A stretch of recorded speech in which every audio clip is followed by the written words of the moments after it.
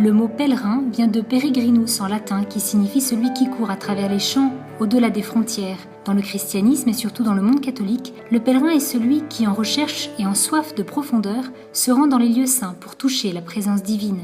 Je suis allé dans le monde entier lors de plusieurs pèlerinages en divers lieux.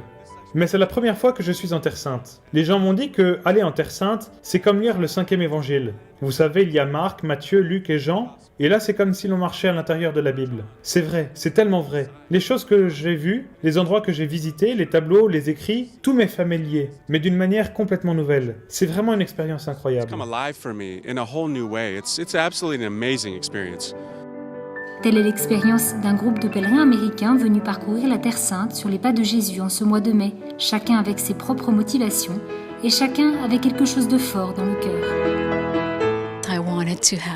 Je voulais avoir une intimité avec le Seigneur et marcher là où il a marché. Étant catholique, la Terre Sainte est très précieuse pour moi. C'est la 2e fois que je viens ici et je suis venue déjà il y a 4 ans avec les franciscains. Un mois, celui de mai, qui a une grâce particulière pour attirer les pèlerins, surtout à travers la figure de Marie, mère de Jésus et de chacun d'entre nous. Je me suis converti grâce à la Vierge Marie et je suis venu à aimer Jésus et l'Église à travers Marie.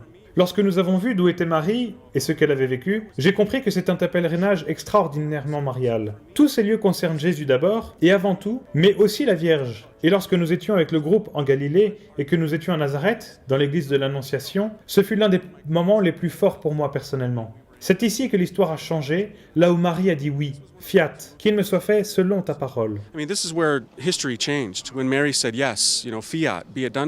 ce moment historique où la peur est susceptible de stopper l'afflux des pèlerins, la présence de ce groupe américain, comme celle de beaucoup d'autres arrivés en Terre Sainte ce printemps, est un signe d'espoir et de reprise.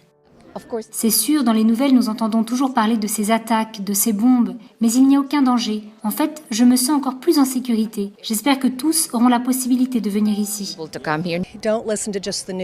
N'écoutez pas seulement les mauvaises nouvelles, venez en paix, c'est un pays magnifique, avec de beaux quartiers, des gens formidables de différentes cultures. On ne se sent en danger nulle part, où que l'on soit. Venez faire cette expérience et revenez ici, car une fois ne suffit pas. Je le recommande vivement. Nous sommes très en sécurité ici.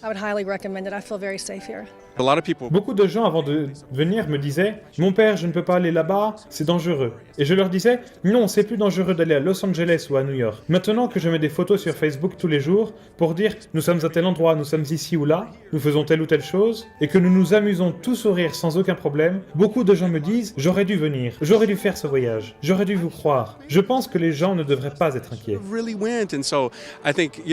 People don't need to be as afraid.